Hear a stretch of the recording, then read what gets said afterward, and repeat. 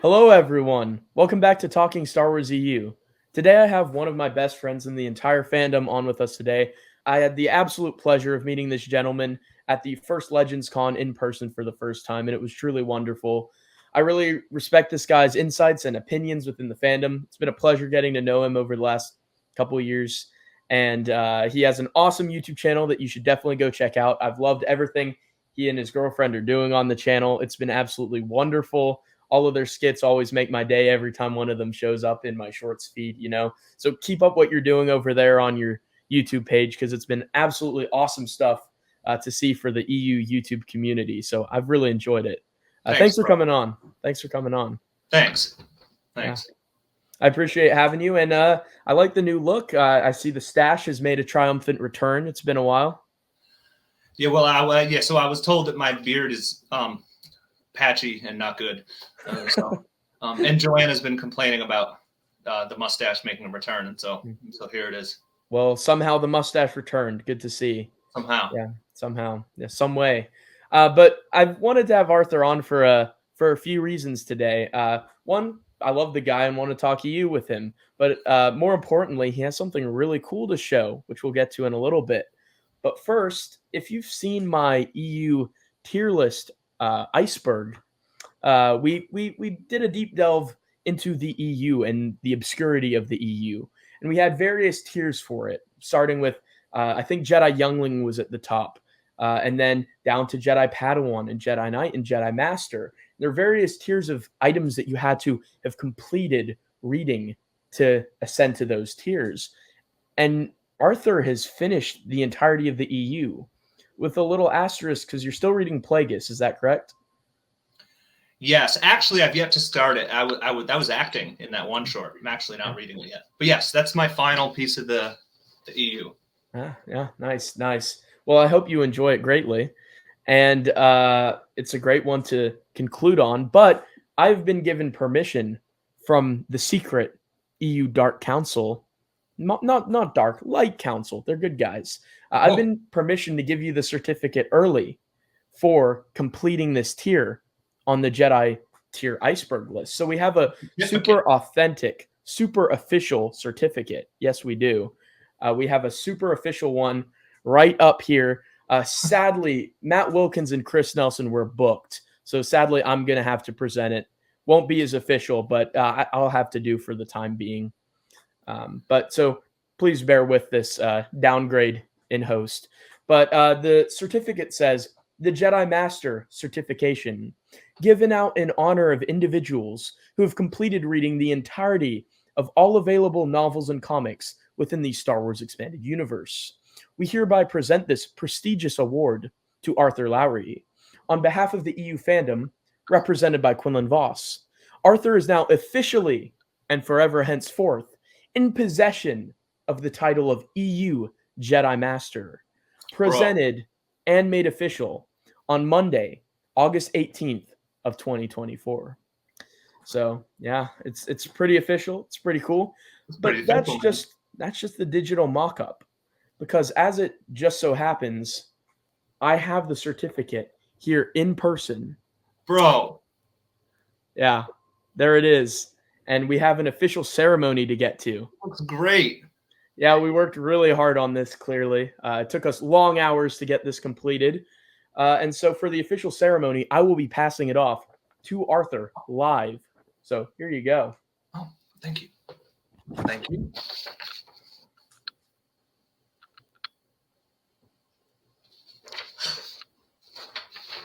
Thanks, man. Look at that. So great to see you holding it for the first time. Yeah, bro. Yeah. Look at that. Look what Best you made for Jedi. me. Arthur did read the Star Wars good. Of course you did. Good on you, too. Mm-hmm. Oh, shoot. They're going to know, Arthur. The game is up. We're going to have to come clean.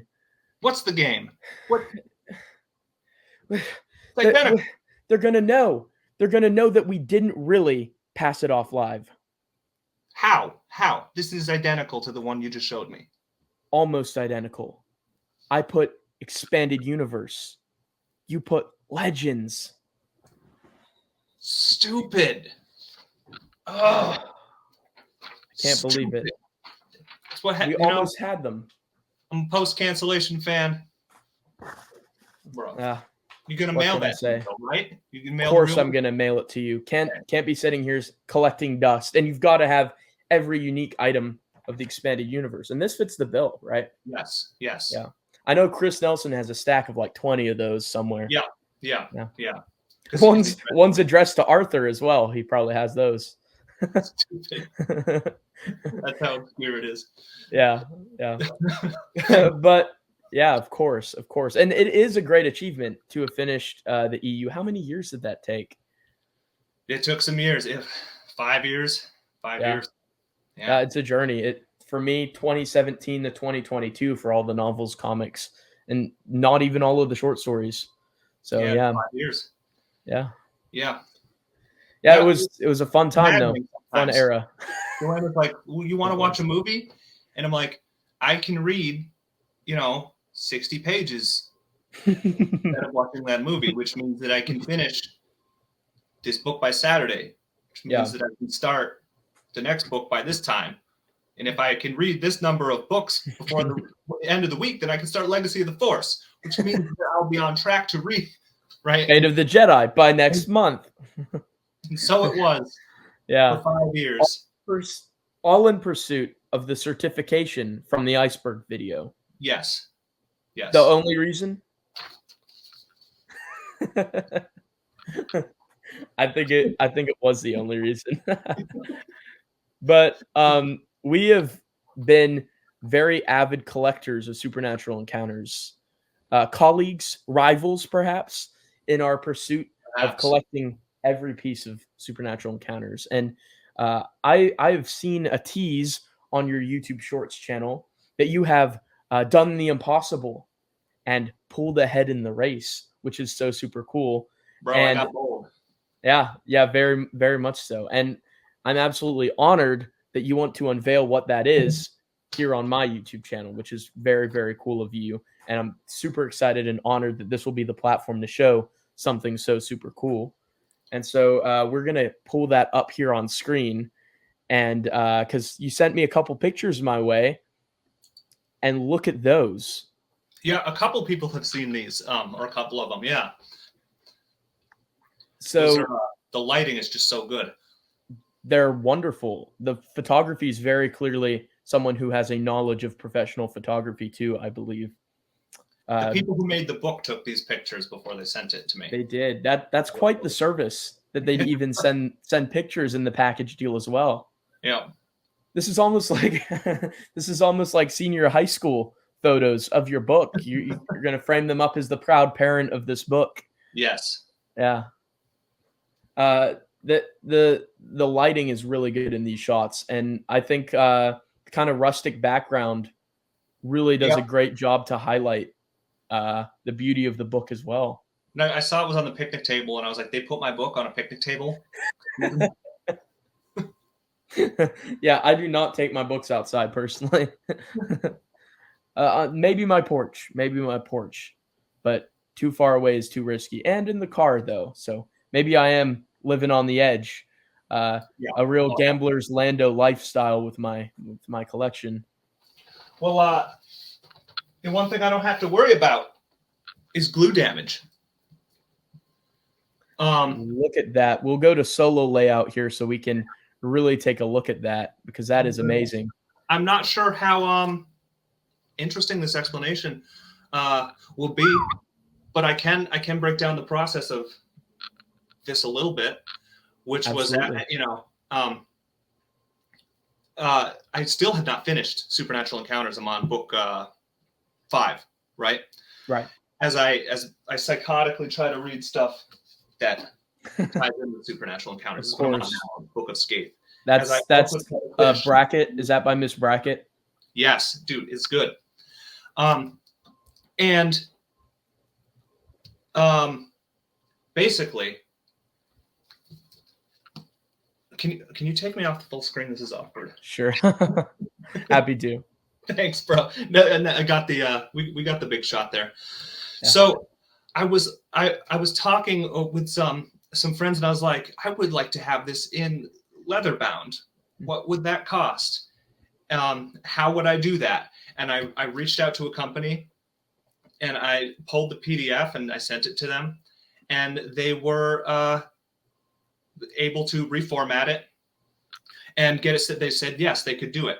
And then from there, what I needed to do was plan what the cover would be, and that's kind of where things got a little more expensive. It looks like a simple design, but actually a lot of planning went into this. Is the term for it embroidery with that, or with the gold foil stamping there? That's gilding with a dye. Okay. Yeah. Before I explain that, to explain one of the main differences here is that it's hand sewn. Wow. Each page is individually, page by page, is punctured and hand sewn. So it opens unbelievable. Yeah. Right? And it's insane. I think I need to run and get some props real quick. No shade on what Joe gave us, right? Beautiful volumes. Beautiful volumes. That he gave us. I feel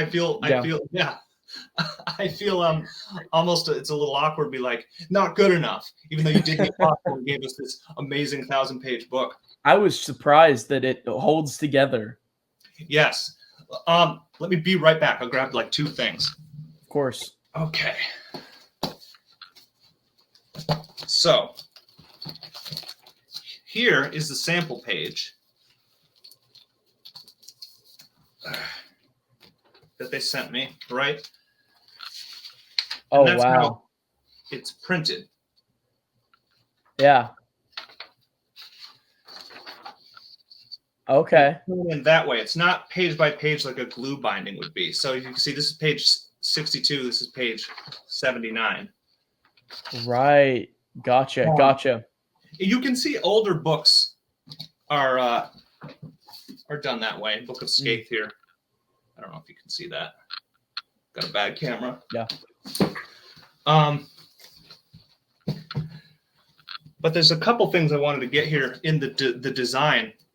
Leather bounds are supposed to be like more simply designed, but I wanted something going on here. It would have cost a bundle to get like a whole pattern stamped into this. And I assume it did cost a pretty penny in the first place. Yeah, bro, it cost some money. Yeah. It cost some money. Some credits. I won't say. I would have liked to have the artists here, but I wanted to keep it simple. It's just by Joe Bongiorno. It's really elegant that way, I feel. Classy. Yeah. I like the font that was chosen as well. Yeah, I forget what that is. They said. This, I had to send pictures, and they had to use a different guy they have, send the picture, and make custom dies to stamp this in. They had to print and create a custom die to stamp this in. That's crazy. This is not actual gold. I asked them if this was durable, like it would scratch off, and it doesn't. Because if you go and you scratch some of the stuff on other spines, yes, even some of my copies with the stamping from Joe's team, some of the red has come off just a little bit on one part of mine. It'll do that. Yep. It's you got to be careful, even if you're holding it there. Yeah. This is the biggest they could get it to fit it in their machine, but I think that it takes up the space pretty good. I was concerned. I think so too. This, especially with the trim around the edges, it doesn't feel too empty. It feels adequate. The spacing. Right. So the bird, it's that bird, which this one is much bigger. That's the symbol that I'd love to. Could not afford to get that put on the side. That's insane. That's the sigil that if I were to get a Star Wars themed tattoo, I would get that sigil. I don't know if that could be possible with how delicate that sigil is in the detail, but I'd probably have to go somewhere expensive. Yeah. You want to do that with a tattoo anyway, bro. Yeah. And then I had the choice for flat side or ridge side. And then when I was thinking about what I want on the side, I was like, let's do ridge because it's kind of perfect. Sure. These triangles, I had to actually custom order those too. And those are supposed to sort of mimic Joe's publishing. Right. I was wondering. And The Star Wars triangle. The triangle Star Wars logo. Yeah. Right. Let me put this somewhere safe. What's really cool about the ridge look on the spine is I have so many old leather-bound books from my great-grandmother, Bibles and other texts. That's beautiful. And they all have that like ridge spine. You know, that ridge spine was very elegant at that time, so it really pulls the thing together. Look at that. Indeed. Yeah, the ridge spine, you're right. I love it. The illustration, the quality is very impressive. Yeah. Some of the illustrations are printed a little bit lighter too, which I like.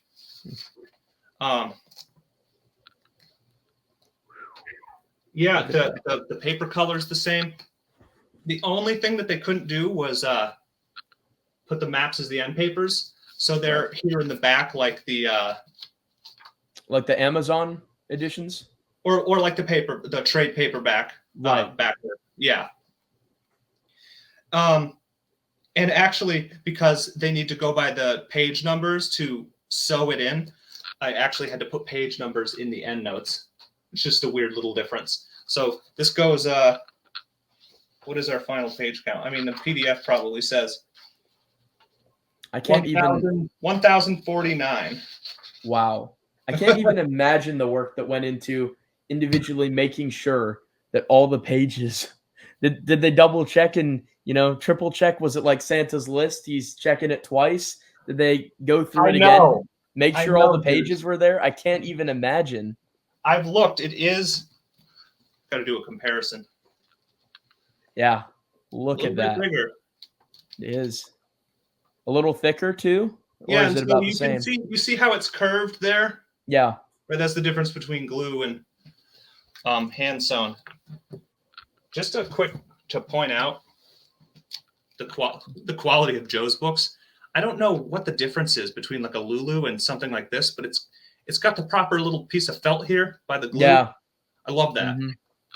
Totally. I love that he had that Lulu can't do a book this size. Makes it extra special. For sure. Yeah, I cherish those. Those are treasures that we have those. I was gonna just order this or get this commissioned and not tell Joe and go and have him sign it and have his head explode when he first saw it. And then I was like, I did all this planning with the people and had not, that's the back, by the way, had not paid for anything yet, but did all this planning and got on a wait list for them to do the project. And then I was like, oh, Joe is a vegan. And I'm going to take his book and wrap it in a dead animal. I was like, I have to ask him. This is cowhide, by the way. Distressed black leather, like artificially distressed. Yeah. And so I came clean and I reached out. I was like, so I was doing this thing. Were you nervous, I would assume, in asking? Yeah, because if he said, like, no, man, if he said that, like, I want him to sign it, and I don't want it if he doesn't want to be, he doesn't want it wrapped in an animal skin. Yeah. And because he's Joe, he gave me this nice long reply about how he, yes, he's vegan, but he lives by his values and he doesn't impose his values on others. And he came in a roundabout way. He said, yes, of course I'll sign your book, basically said. Yeah. I was like, thank goodness. Also, you're awesome. Such a good guy. Such a good guy. So, I don't know how this is going to be its own luggage in and of itself to get this thing to Legends Con 2. Oh man, you're going to have to so carefully wrap it in something too. Or just hand carry it all the way there just to be sure. Yeah, it came with instructions on how to care for leather, and it said you have to touch it. So every once in a while I pick it up and I'm like, because your hand oils keep the leather healthy, I guess. Amazing. That's crazy. But anyway, so this is not an officially Joe and his team sanctioned release. So nobody needs to have a OCD mental breakdown that you no longer have a complete SE collection. So, I screamed for 3 hours right before we did this, since I was not in possession of this. Yeah. Yeah. The pages are kind of cut jagged. You see, you probably can't Yeah. see. It's got a unique look. You can see it a little bit. Yeah, it completes the look, I feel. Yeah, I think so. Is it just me, or is this too long? Maybe a little bit, but nothing. A little quick scissor, snip, snip. I'm not fix. sure what the phrase. I'm not sure I should do that. That's true. That's true. Yeah, I especially asked them for that last minute too. I was like, wait, but can you do a ribbon bookmark? I'm so glad I didn't forget. Yeah. And actually, it was supposed to be red, but red and gold wouldn't have looked as good. I got lucky. The leather that I had chosen was not the die machine that crushes the gilding foil into it was not crushing properly, so it wasn't all imprinting basically. And they were like, "What if we did this one?" And I was like, "Hey, that one." So long story short, luckily I got the black is the way to go. Again, they say that the red gilding, the gold gilding is durable, but they also put like a lacquer over it. They say. Nice. Anyway, how long did it take to complete from start to end for the whole process? The process of reaching out until I got it was like, just because of the wait list and planning during the wait list was like 8 months. Yeah. How long did the actual construction on the book take? I think like a month, maybe less. It's as hard. That's honestly impressive for a work of that scale. Yeah. You said you know somebody that does that. I do. Yeah. Right. They work pretty hard on it. It's pretty crazy work what they do. Yeah. It's very admirable. They take it to, craft shows and stuff like that, where they offer their services, stuff like that. It's really cool and really authentic, I think, for like the feel of a hand sewn book, very special and reserved, I think, only for special books. And if there's any book in the EU worthy of something like that, maybe Plagueis, I think, would be worthy of that, but no doubt in my mind that Supernatural Encounters is one like that. I'd also throw out Trader, or maybe all of NJO as perhaps being worthy of consideration as well. But Supernatural Encounters, no doubt to me, is one that's worthy of such treatment. Oh yeah. I suppose when I finish it, I might realize I don't like it. I just, I doubt that. Right. You never know. I'll be starting book 5 soon. I'm stoked. Thoughts so far? Yeah. People say book 4 and 3 were difficult, and I loved them. So book 4 was a little tough in the beginning of it, and then the second half of book 4 completely ruled. But I think it was, for me, I think it was just adjustment to the tonal shift. And then I was right on board at the beginning of book 3 for the tonal shift. There's just a lot of specifics about species. Yes. In book 4, where I was like, it takes a minute, I think, but once I could see kind of the vision to it, I was like, okay, I'm on board with this. Yeah. What's your favorite book been so far, if you don't mind me asking? 3. 3? Yeah. 3. Dude, book 3 is so good. Yeah. Talatni confronting the King in Yellow is so cool. Yeah. So there's just so much cool stuff there. The birth scene of the old ones, or just the very beginning, the creation account of the universe. I love it all. That the visual imagery and wordage used for the creation of the universe as it sang into existence is so beautiful. Almost, embarrassingly wiping almost tears from my eyes at just how visceral and real and authentic that description was. And at the same time, so vague in all the right ways as well. It was just beautiful. Yep. Yeah. I bought it. It was good. And so one other thing to note, I had to reach out first and be like, can you do a book this big? And I guess they've done a book as big as 1,400 pages. So I was like, okay. You know what book that was? This is the second biggest book that they've done. Second biggest book. Wow. Yeah. That's insane. Yeah. Do you have a sense for the general size of books they usually do? Probably more like maybe 300, 400, somewhere in that region. It is. Yeah. They also do, like a lot of these companies probably do. You send them an old book and they'll rebind it for Yeah, you. Right? yeah, So, rebinding. yeah, That's what the people I know are primarily do. yeah. Do rebinding. Yeah, it it's a very impressive craft, very commendable craft. So overall, with the experience, you definitely do it again Yeah. with Oh yeah. the final product. Very satisfied with it. Final, but you even with the soul crushing price. Because this is the one I'm reading. I'm sorry, Joe. I feel so bad. He went through all this to deliver us this book. Not just the writing of it, right? Just getting these books out to people. And then I'm like, I'm going to make a better one. I love you, Joe. you and your team wrote something so awesome that I wanted it in this package. Is why. Yeah. So think Absolutely. about it. Yeah. I mean, it's just so cool. It's so cool. I just think it's really awesome that you took it upon yourself to do that and ended up with such a beautiful final product. It's only fit that, like you said, such awesome content be read in such an awesome medium. You know. Yeah, I am a bit relieved. It was a bit of a gamble. Yeah. How much I was going to spend, and I got it. Did you say? Did you offer Republic credits and they were like, Republic credits don't work on me?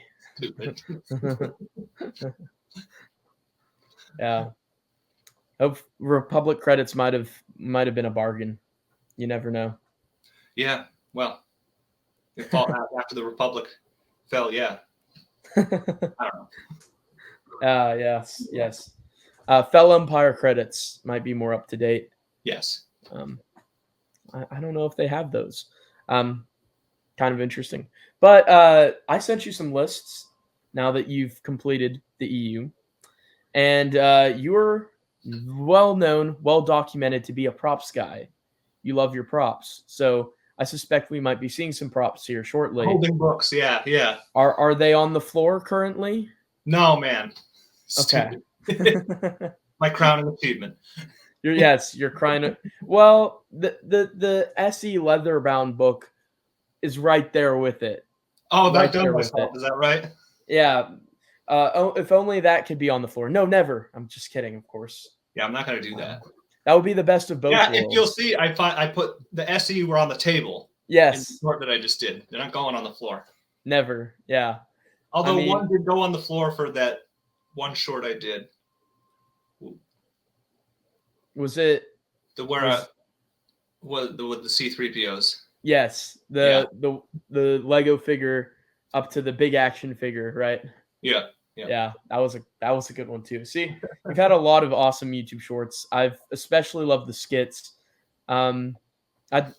After we focus on some lists, I might like to ask you some questions regarding the creation of some of those skits and the ideas behind it, if we have time in a little bit. But okay. As far as the lists go, what are your top 10 adult novels? Adult novels. So I grabbed 16. Is that? Naturally. I was like, I have to do 15. And then I was like, but I want this one. As long as it's not Into the Void, we should be good. It's not, but stop that. Okay. All right. No, Into the Void. Friendship almost over. We dodged a bullet there.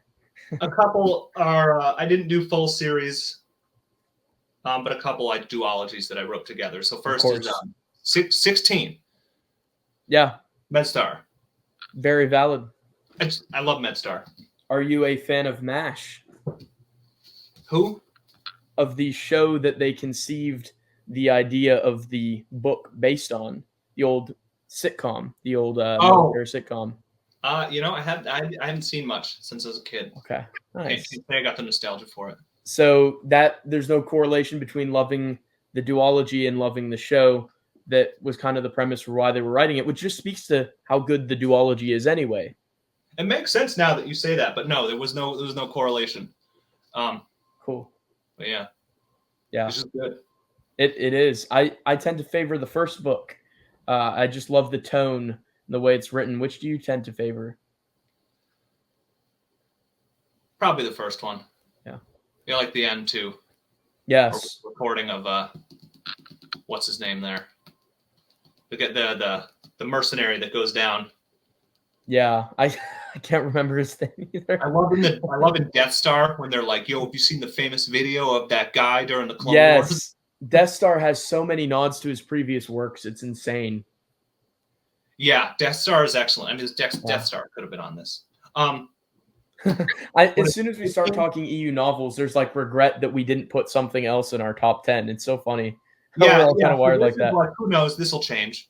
Yeah. But 15, Rebel Dawn. Solid. For my money, it's the best of the three. You get Yeah. all that continuity worked in too from the Lando and Han Yes. trilogies, and this one's like particularly violent. Yeah. They AC up the violence and the stakes, I think, in that one. Mob violence maybe is what it's going for. Went out with a bang. Yeah. Definitely tones there. Do you like how it transitions like straight into the movie with where it ends up? Yes. Like that last scene that had me like pumped, dude, when I read that. I love Bria Theron. People out there not liking Bria Theron. I'm all on the Bria Theron train. Me too. Yeah. Every time the 2 times I read that trilogy, I was like, I like Han and Bria better. And then when I watched the movies, I'm like, oh wait, Leia's awesome. What was I thinking? Yeah, I mean, then if you go back to it, you're like, oh, Bria's the best, you know? I don't know about the best, but worthy. Yes, worthy for sure. Yeah. Seems like a weird one, but yeah, the only one from Fate I have, Abyss. This one is just literally weird. Remind me, what's the overall portion of Fate of the Jedi story that takes place in Abyss? This is where we're going into where they're meeting people in the afterlife in the pool there. Yeah, right. This one made me tear up. Getting a little bit of Abeloth introduction or seeing her from afar. Mara was like, you ain't want to do that. I don't know about that. This was, man, that one I could barely make it through the scene in the what was it called? Man, my mind is gone today. The scene where they're visiting departed people. We see people like 3 different times in Fate. Yeah. It's probably Allies is the next one, and then in Apocalypse. Yes. But that's the first. The tone was just really weird and cool. It was, yeah. It was very ethereal. A lot of moments from that were just kind of out of body in Fate of the Jedi. I'd point to that for those sequences, and then Apocalypse probably as being the most just kind of out there in the series overall. The battle at the end of Apocalypse ruled. Yeah, it was so crazy. It was where Isharad Het shows up too, and I didn't know that was going to happen. The powerful man. Spoilers. Probably should be somewhat careful of spoilers. Yeah, if you haven't read it already, I will be. Not everybody's a Jedi Master. I don't know what to say. Jedi Masters only. It's an exclusive club. Anybody else wants to keep watching this, I'm going to be wary of spoilers. Next, Champions of the Force. Champions of the Force. Probably my favorite of the 3. I just wanted to pick one of them. Yeah. The most stuff goes down in that one, arguably, as well. Yeah, and the action sequences in the Maw are really cool. Although Jedi Search has good action sequences in the Maw at the end. Yeah, you're right. I think Dark Apprentice, the one you didn't mention, is probably the least action-packed of the trilogy, at least for me. It's got good stuff in it, though. This one starts with Kip Duran doing bad stuff. As he tends to do. It starts with spoilers, the death of his brother, which is a really good scene. Good pick. Solid pick. What spot is this? Was that 11? That's 12. 12, okay. 11. Darth Bane. Yeah. I think this is probably the best. Though I think the battle at the end of Rule of 2 might be my favorite battle in the EU. Rule of 2 has a really well-written battle. Yes, that's for sure. It rules. It's so dynamic. Now, I think the reason why Path of Destruction is far and away my favorite of the trilogy is just the character writing in that novel. The transition from Dessel to Bane is just so well portrayed and written. He's just a jacked miner. Yeah. And then he goes into the military. Yeah. And then it's And then the childhood trauma aspect there too is just all of that there is so well portrayed and written by Drew Karpyshyn. It's very impressive. Agreed. Here's one. We're in top 10 now. This is 10. You ready for this? Yeah. Ready for this, bro? Don't pop off on me. Wow. Yeah, it's true. Republic Commando. True Colors? I'm throwing down, bro. I don't know what to tell you. Are you sure it wasn't Hard Contact that was supposed to be there? No. Not Hard Contact. I'm not one of those. Tried. Not one of those Hard Contact only weaklings, bro. That's me. You know why I chose this one? Because we are full blown Karen Travis of it all at this point. They all kind of bleed together. Yeah. To me. To me, especially full Karen Travis, and I was totally into it. One thing I do remember, this is when the one guy blows up, doesn't blow. You know, he's almost dies. He's got cut. I remember that sequence. 000 and True Colors to me like really bleed into each other the most out of all of them. You know, Hard Contact to me is like first mission down on a planet with Jedi, self-contained story, and then these two are like Mandos show up, Coruscant, globe trotting, lots of like cloak and dagger kind of stuff in the action. And they bleed together, those events. And then it kind of bleeds into Order 66 a little for me, but then obviously Order 66 is a very defining novel in its own right because it transitions the story away a lot. Mm-hmm. But I love I like it. I like it. I don't pay too much attention to what people's gripes are. But I can imagine what they are. It's like the domestic drama of it all, right? But I dig it. I don't know. For me. So despite the fact that I'm only a fan of Hard Contact and Republic Commando, I'm a big fan of Etain and is it Darman? Yeah. Yeah. That's weird to say now because I just made a connection. There's a big popular YouTube channel with kids known as Darman, which is kind of weird now to think of that. But Darman and Etain, big fan of their relationship. I thought that was the strongest point of the story moving after the first book. I didn't love the Mando stuff, which is, of course, the most Travis-y stuff. But it sounds like that was some of your favorite stuff from the series. It was. I was there for it. Yeah, that's awesome. Slower, but. Regis Gamble. Nice.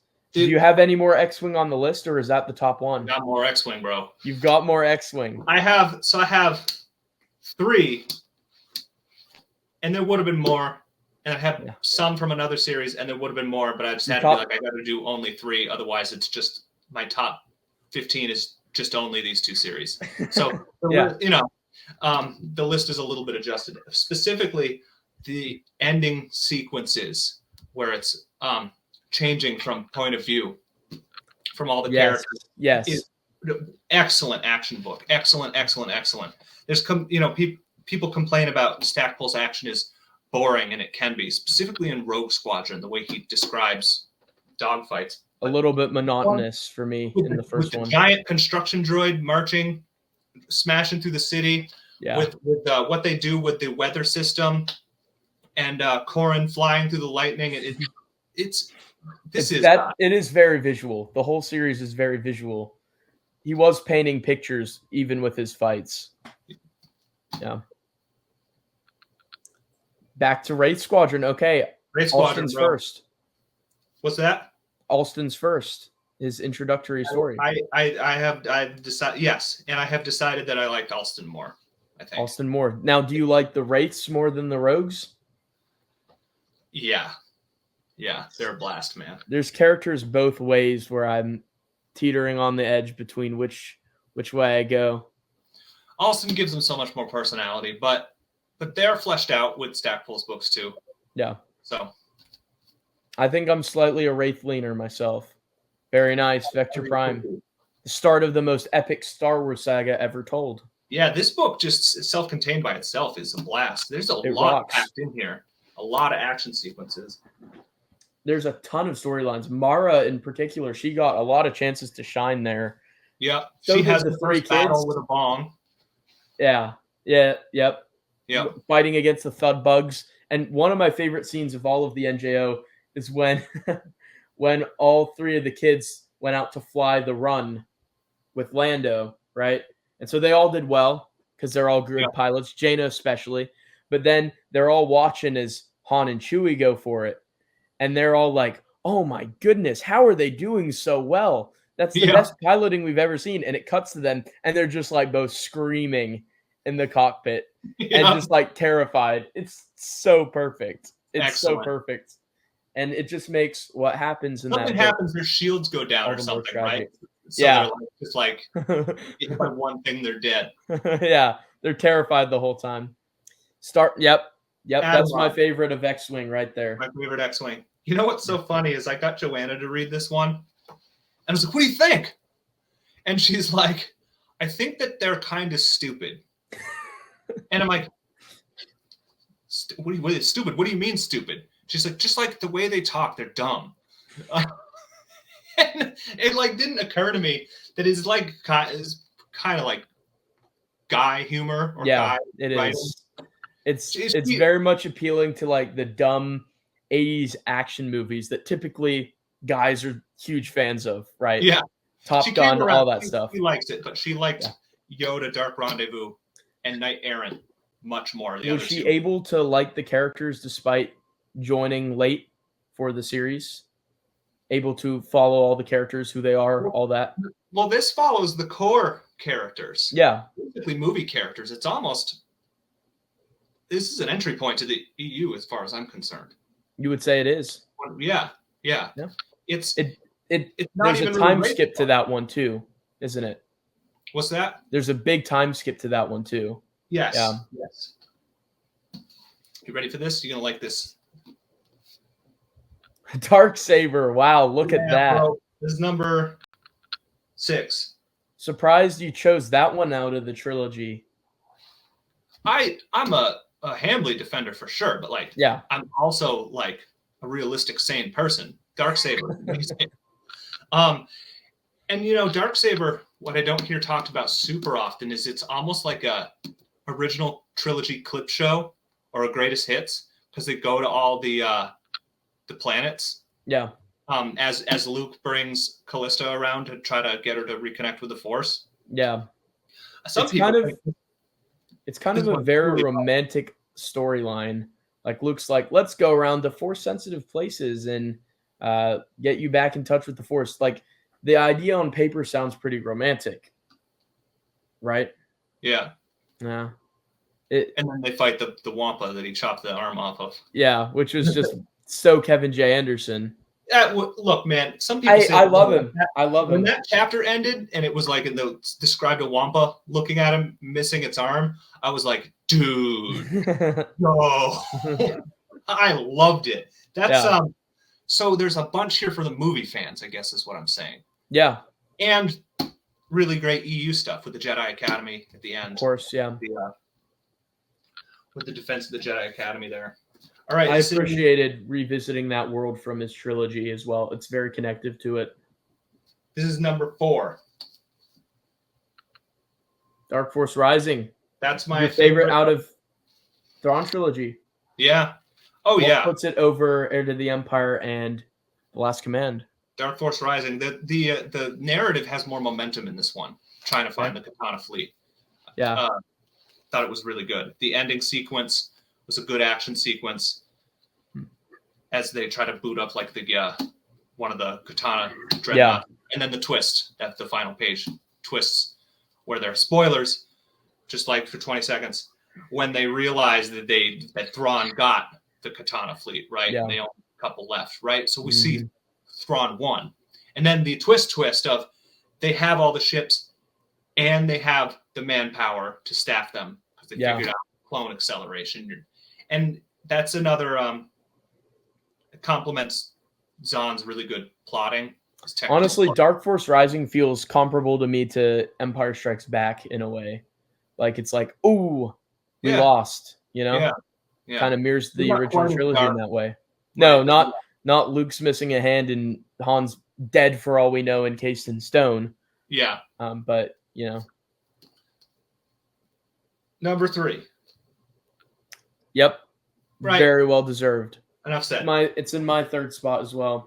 Every once in a while, I'll read segments out loud to Joanna. Yeah. And either get really pumped up, and I'm like, "Did you like it?" And she's like, "Yeah, sure." And I'm like, "You have to read the whole book to get context," or I'll just like start crying and embarrass myself. Yeah. She's into it. She appreciates that I'm very emotional. Yeah. I'm an emotional dude too, so it's good to hear that some people appreciate that. Bro, yeah. I was tearing up reading Traitor.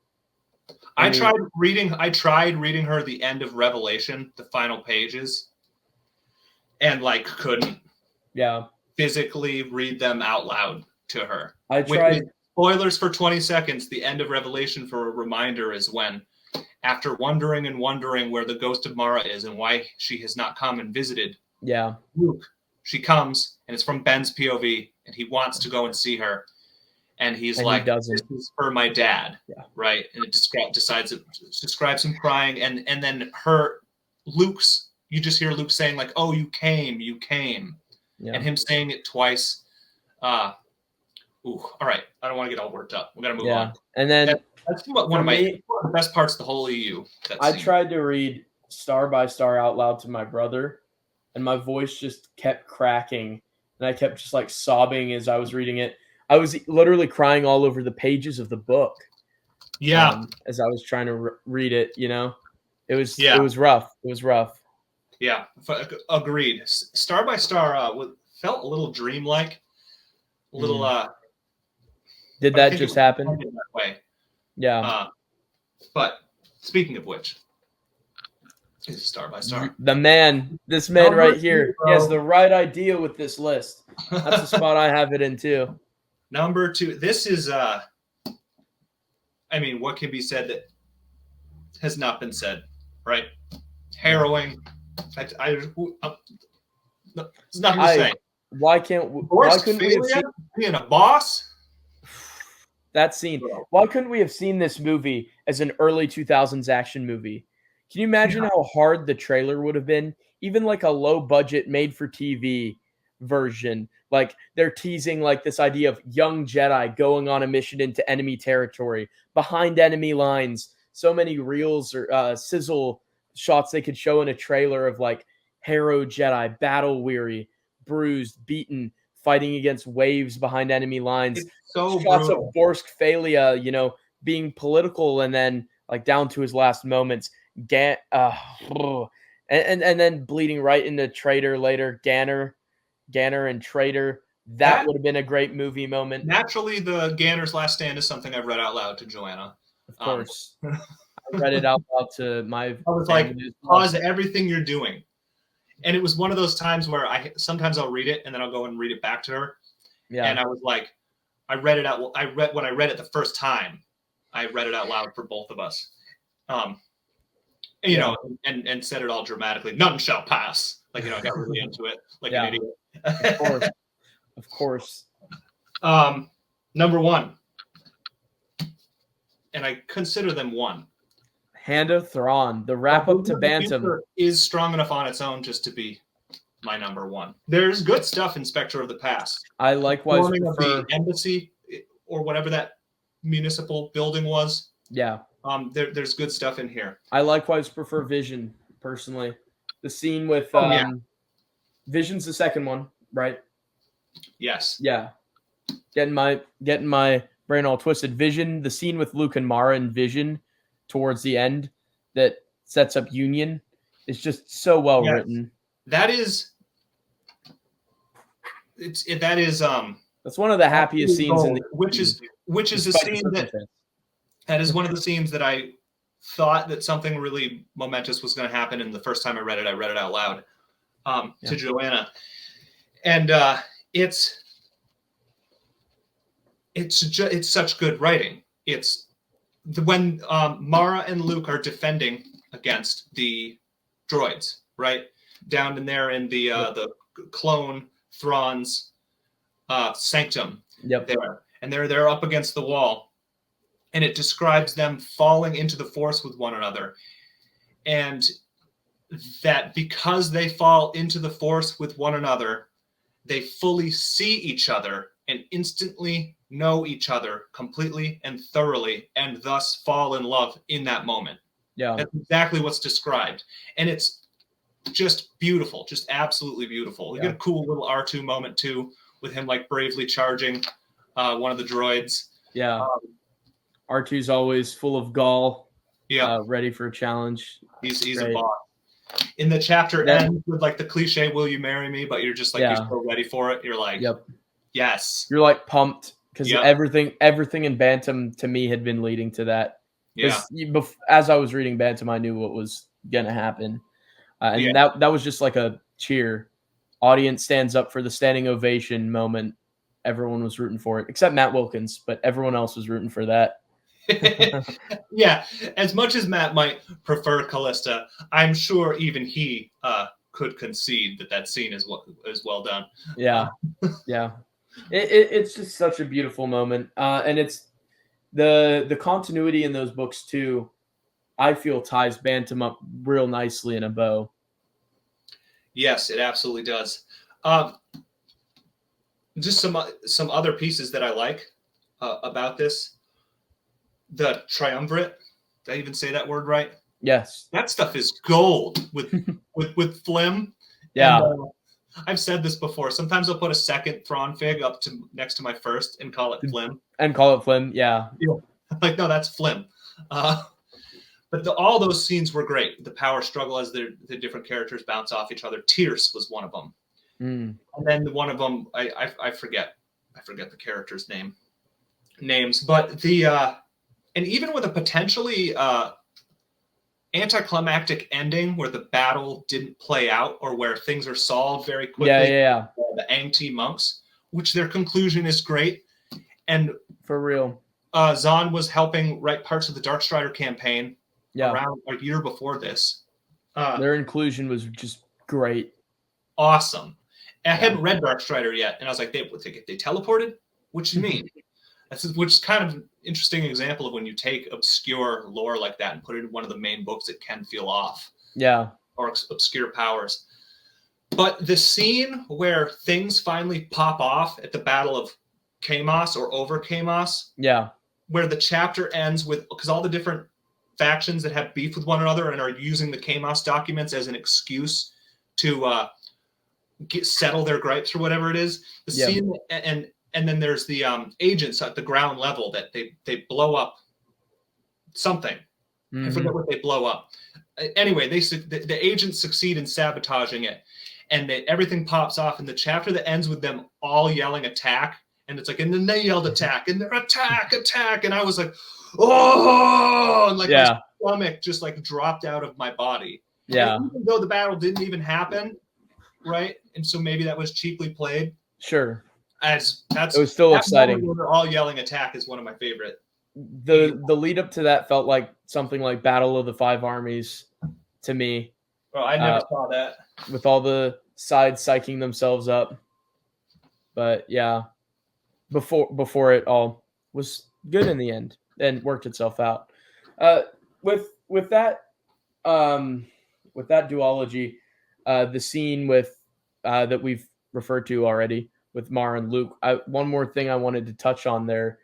I can understand why people can consider that an ending point for the EU. Oh, I'm so glad you reminded me of I understand that because it's a very happy conclusion.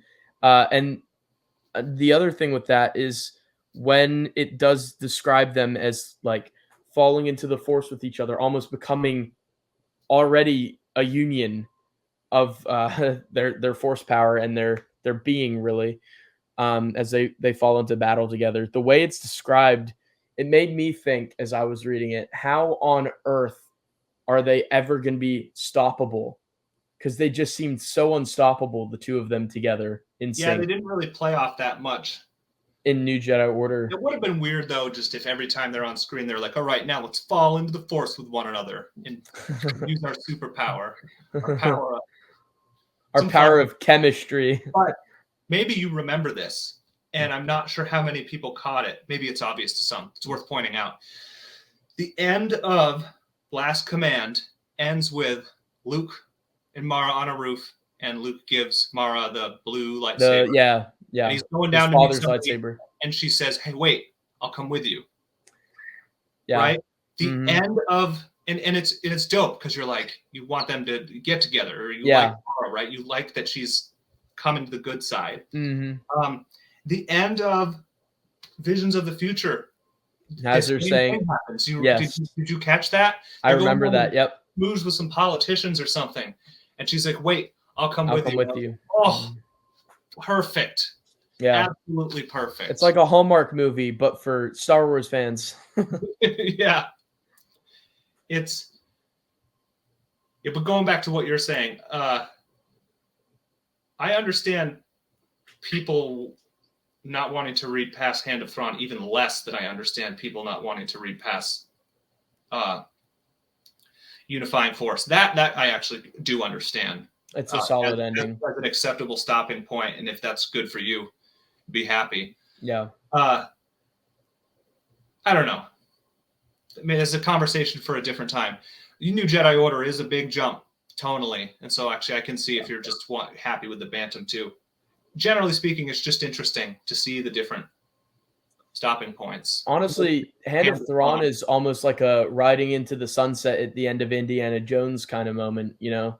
Yeah. The end of the third, off into the sunset, we're all happy. Yeah. But then New Jedi Order is the necessary sequel to that, the necessary follow-up that's so good that it makes it so worth it. Yeah. And I personally think Legacy of the Force and Fate of the Jedi are also necessary sequels to New Jedi Order that I really enjoy. Yes. Especially Legacy of the Force really feels like a sequel. I noticed you had a Fate of the Jedi on the list, but you didn't have a Legacy of the Force on the list. Yeah, I thought about that. I think I really like Legacy of the Force, not as much as NJO and less and more than Fate. Yeah, same. They bleed together a little bit. It'd be hard to tell you which one I like the most. Like Invincible actually has some great moments, but is perhaps not an excellent book in its own. I agree. I actually one that's really good. I like Exile. Is that the one where Ben is on the planet and he meets Ship? That's a good book. Yeah. I like Fury, and it's just they kind of bleed together. I like it as a series. Really, I thought Revelation was solid too. One of Travis's best. She wrote Revelation, right? Yeah. Revelation was solid. Bloodlines was great. Tempest was Bloodlines is real great. Yeah. Bloodlines is there's this thing about how Spartacus crying at the end of the original Spartacus movie are like the most manly tears ever shed. I present to you Boba Fett at the end of Bloodlines. Yeah. For sure. Man, the end of Bloodlines, I was so psyched when it was like, all right, Boba has his companion, and look out, Yeah, it was cool. Yeah, super cool. Moving on. Oh, wait, did you have all top 10 in there? No. I got my next. Okay, ready. What is you said young adult, right? Young readers. Yeah. Young adult next, and then we've got top 5 comics after that. Yes, that's I did pick some out. Okay, young readers. I have 1, 2, 3, 4, 5, 6, 7. You said 5, and I have 7. The Young Jedi Knights are young adult, but it's like before the young adult genre existed. Yeah, which is a genre I don't know how much I like it. I love Harry Potter, but I'm not sure how much I like the young adult genre. Anyway. Sure. So, but these are not really young readers, but I had to put Young Jedi Knights. I think, I don't know, my mind could change, but these really stood out to me. Darkest Night, because I really loved the action sequence at the end where they descend further down into the Kashyyyk jungle. Yes, I love that sequence. Yeah, and Jedi Bounty, which I like Jedi Bounty a lot too. Yeah, I read Jedi Bounty practically in one sitting, which for me is an impressive feat. As I was trying to adjust like my sleep schedule to like work nights, so I like drank more coffee than I usually do, which is like 18 cups of coffee, to try to stay up a whole extra night to change it. Anyway. So I was just like in the middle of the night, like a crazy insomniac person reading this is the anecdote. about when I was reading it, but it's so cool. And a lot of these books stand out that way. On Ryloth and the way they played up the hot and the cold. Different parts of the group tying into Ostrander's comics as well. Say again. Tying into Ostrander's comics on Ryloth as well. It did? That's touched on. Yeah. Okay. It is hard to remember everything. I admit that I'm not perfect. Yeah. The longer it's been since I've read it all, the more I have a hard time remembering it. Yeah. I didn't pick anything from Missions or Young Jedi or Adventures or Episode 1 Adventures. Episode 1 Adventures, I think, deserves a spot because of the continuity. Episode 2 Adventures, likewise, I do. Missions, I'm going to be honest, I don't think it would deserve a spot for me. No, but whenever I talk about missions, I like to mention the ones Togorian Trap. Togorian Trap's a good one. It follows you as a character in mission, whichever player card you pick. Mm-hmm. So in terms of the continuity, that's a bit iffy. I don't know how that works. Yeah, it's weird. I'm a huge continuity person in that regard. It's weird going through it. But the character, you're following a bunch of dumb Togorians across Togoria. Yeah. Just like being dumb animal meathead Togorians, and I love it. The Togorian one is one of the only two that I have actually in physical media. Yeah. Yeah, I remember a while ago you showed that. I was like, well, he's got the good one. Something I didn't realize because I read them so far apart is one of the, I think it's the first arc of Missions written by Ryder Wyndham, where you go into like a temple on Yavin 4 and you meet like this old droid that's been down there for like a century or something. Mm-hmm. And there is a comic that I didn't get to until I was in the Rebellion era Epic collection that's from Star Wars Kids, the magazine that came packaged with Missions. With Missions, yeah. And it shared equal to the sequences of that book. Insane. Where that droid is in it and everything. And I read it 2 years after I read Missions. And I was like, that's the beauty of the EU. You're like, up there. Yeah. This meant this. It's so cool. It was wild. Jedi Quest. A book, the best Jedi Quest book, maybe not the best one, but I just picked this one up because of the character who dies and how beautifully done it is. I may have cried yet again because it was really well written. Yep. Galaxy of Fear. I talk about how I love the hunger because it goes so hard. But looking at the whole series, it's got to be. Oh yeah, that one's so good. The conclusion to the first story arc. It's book 6, I believe. There are 12.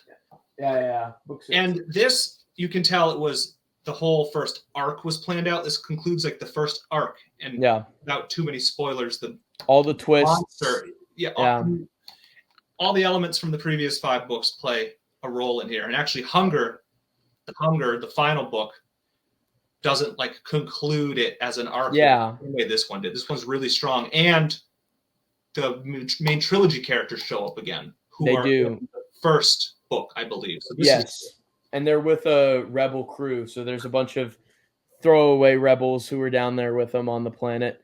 That one had that one had like a made-for-TV in the like late 90s, early 2000s vibe to it, where I could totally have seen that being an action-centered, like hour-long special.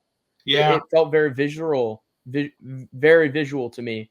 Sure. I could just see it. Another strong one from that series, I would say, is the Swarm, where it's got Thrawn. Right? Yeah, Captain Thrawn. That was a cool one. The cameos are Jarek. Unreal. Every book is like there's like a featured character from the EU, or like Wedge is in the one with the blobs. Mm-hmm. But every book, it's Dash Rendar. That one was wild. Some are less impressive than others, but man, Dr. Evazan even showing up. That one was just wild. I had to pick a book from this series. So I picked this one because Hologram Fun World is on the cover. And also because this is the one where I actually forget exactly what the events of this one are.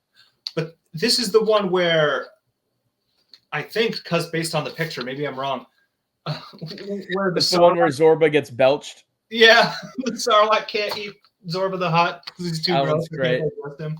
My favorite was probably Zorba the Hutt's Revenge, or honestly, they're all solid. I like Jedi Prince. I like Jedi Yeah, Prince a ton. Jedi Prince is good. Maybe Prophets of the Dark Side. That's a good one too. But Yeah, I like Zorba the Hutt's Revenge a lot as well. they're all Zorba is such a fun character. yes, and the You fact know? that he shows up in the Han Solo trilogy, or no, he was mentioned. He was There's like a meeting, and they're like Zorba couldn't make it or something, which is the fact. Since this is kind of Crazy. like an encapsulation of my EU reading experience, I say this often, but I'll say again. In terms of reading order, one should read in publication order through Bantam. I'm sure you would agree. And specifically, you want to read the Han Solo AC Crispin trilogy last because it is like the culmination of like EU crossover and connections. Like there is so much worked into there. It's so satisfying. And you should probably read New Jedi Order directly following Bantam as well, because then New Jedi Order picks up from that and just has so much from Bantam packed into it as well. My reading order was wild. I think my reading order is the best reading order. It's hard. So like Stevie went almost right to New Jedi Order, who did some prerequisite reading, and that's honestly, that is probably wise because I ran the risk of burnout. So honestly, I would recommend you do it the way Stevie did. Yeah. The way I did it though is I Disney, then Bantam, then I read everything else before the New Jedi Order. Did you reread Bantam? No. Okay. So so there's a big gap between me reading Bantam and then NJO. A couple years. I read Scourge as my starting point. Yeah. Then Joe Schreiber's work. Then Bantam, but at the same time I was reading Bantam, I'd take breaks to read SWOTOR. Then I read after Bantam Young Jedi Knights. After Young Jedi Knights, I did Rogue Planet, and then I read NJO. So I had a little bit of a weird jumping around way that I read it. And then from NJO, I just finished Clear to Crucible and then went back and picked up the Stragglers after that. Right. I had, if you're looking at if you're looking at here. Yeah.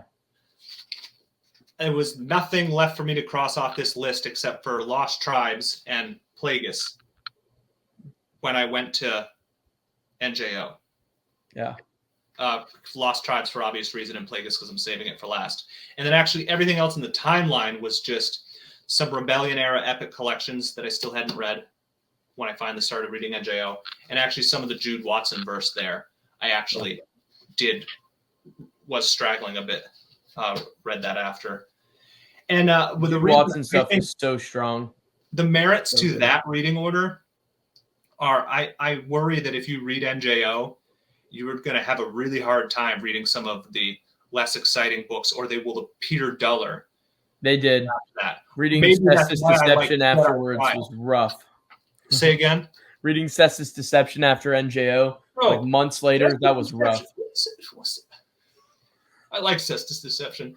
I like the Kit Fisto parts of Cestus Deception. I'd argue there weren't enough. Yeah. Okay. Cestus Deception's where we got our first humanized clone, to my knowledge, with Jango Tat there, his name. Yeah. And the stuff following him was quite good. Jango Tat was pretty interesting. I liked Obi-Wan in the book too, of course. I wasn't overly fond of, was it the Zindi or the alien species? I like those guys. They felt very alien. Yeah.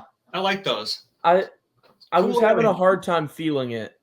I don't know if it was because I'd just come off of the cinematic NJO, but then I was having a hard time, caring about Beyond Kit, and Jango Tat was good.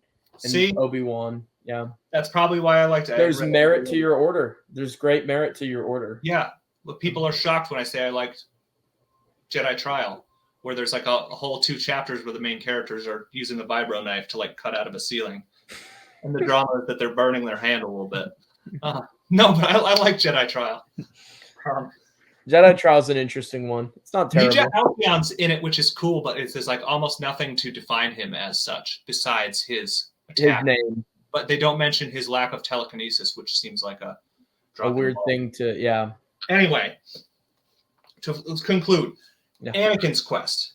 Solid. In my money is the best of these. I like that dumb magician guy that shows up in the next couple books. Yeah, better half of Junior Jedi Knights. First 3 or last 3? I don't know. I like them both. Same. That's valid. This one's got substance. This one has Anakin and Tahiri character development because they go to Yoda's the dark side tree there, and we get the Ralph McQuarrie spiders here. Spider dude. And there's that cool bit of lore where I think we find out here that the trees on Dagobah are old spiders. That's right. That came from there. Yeah. Wild. I love that. And for something from Jedi Apprentice, I just chose this because I really like the cover, and it's solid. It's a good book. Where it concludes one of the story arcs with the first 8, I believe. Yeah. Yeah. This 8. Yep. 8. Okay. That's it. That's that list. Comics. I grabbed 5. Was that right? Yep. Okay. That was the number. This is comics. 5 individual issues is what I told you, not arcs. No, bro, I did series. Yeah, I know. Okay. Okay, I was like, what do you mean? Yeah, individual issues only. You pull out like Legacy 37. This is one of the top 5 issues. What happened in each issue? There are standout moments. Sure. Oh, like something that just happened a bit ago in Legacy War. No one can watch this that hasn't finished the EU. I'll just do the spoilers. The death of the Nettie character there and his uncle. Yeah. And they like channel their Nat Skywalker and energy into like a beam. Yeah, Trasa, right? Yeah. Dude. That was what about Wolf Sazin and his final battle? It was awesome. It was all awesome. So cool. Yeah. Yeah. Cade is amazing. I love Cade. I don't hate him. Bro needs to pipe down a little bit, but Cade to me was a Kurt Russell action hero, but a druggy Skywalker. He can beat you up. And once he's angry, you know? Yes. Yeah, actually, I did like his powers there. Yeah. It's interesting how that series left off. And I do have Hand of Thrawn's Legacy's End printed that carries that storyline onward past Legacy 2. Let me know what you think of it. It'll be a while before I get to it. I'm more invested in Legacy's Edge. Legacy's End is not consistent with supernatural encounters, which I'm fine with. But I'm less driven to read it. Maybe Legacy's Edge isn't either, but I think the inconsistencies can be resolved more. I'm unsure. I know Maxine's read up to. I don't think she's read End yet. I'll have to ask her. She was all down with Legacy's Edge. She liked Legacy's Edge, yeah. Yeah, I got that printed too. Anyway, Alex has been trying to read Legacy's Edge as well. I've seen he did a review of the short story, I think. Yeah, I didn't watch that one because I don't think there'll be spoilers. I think his only complaint is that they're a little long, just like they keep going, each one. Yeah, people make that complaint about Legacy's End too. Mm-hmm. Like Legacy's Edge is really long, but people dig it. Legacy's End is really long and perhaps is a little like just goes on and on. Yeah. I'm still going to read it someday. I mean, Crimson Empire, right? Very deserving top 5 spot. Parts 1 and 2. And really parts 1 is what this Part 1 is the best story in the Crimson Empire, I would say. Council of Blood is solid too, though. Yeah, dude, I love the Xanabar. They're so weird. That HUD is always like, the Xanabar. We're like, oh, feed you to my Xanabar. And they look gross. And I'm like, ugh. I love how much they're in FB in book 4 there. Yeah. They come back to have a little time in the spotlight once more. Gross. Do you know what's so cool? The beauty of the EU is that Crimson Empire was basically conceived off of one panel from Dark Empire, and then they just ran with this epic saga, like spinning right off of that. Can you explain that to me? How do you mean? The opening, or is it the prologue to Crimson Empire, that explains which guards were who for Kirkanos, spinning right off of those very panels for Dark Empire. So you can go back to Dark Empire and see Kirkanos and which guards were who. I'm just gonna come clean, bro. Dark Empire is not it. It's not in here. I love Dark Empire. Dark Empire 2, it's Dark Empire like the Galaxy 3, Empire's End is not it. Yeah. I liked some of it. I like Empatigeo's brand. Him getting the shine at the end is cool, but it's just rushed. The third one with Empire's End. Yeah, I don't know. Dark Empire, like I like it. It's just I don't dislike it. I don't dislike the lore that it introduces, like the Galaxy gun irrationally. The Galaxy gun. Yeah, I think it's fun. It just doesn't hit quite the same. I read it, when I was 30, right? I think Marcel read it when it came out. Yeah. So he feels very different about it, understandably. He has nostalgia for it. I read it when I was like 14, so I loved it. Yeah. I didn't read the Bantam era when it came out, and yet they feel nostalgic. They feel like the 90s. Yes. Exactly, they do. But I didn't get the same thing with Dark Empire for whatever reason. Every time you flip into a Bantam book, it feels like a product of its time in the best way possible. Yeah. It's just so 90s. Like, it's just got that feel to it. Yep. Yeah. Really, for some reason, I get that with the Dark Nest trilogy. And really, I love the Dark Nest trilogy, as you well know. Yeah. I don't get cozy blanket with the Dark Nest. I get creepy crawly covered in ants. Just the nostalgia is there. It's present. That's awesome. The Lando stuff, the Lando storyline alone. Yeah. Excellent. Solid. And thank goodness 3PO and R2 were there too. The material is gold. Lando and Lobot, right? Anyway, what is that? Number 4, Legacy. Yep, very deserving of being up there. Yeah. Epic saga. Amazing.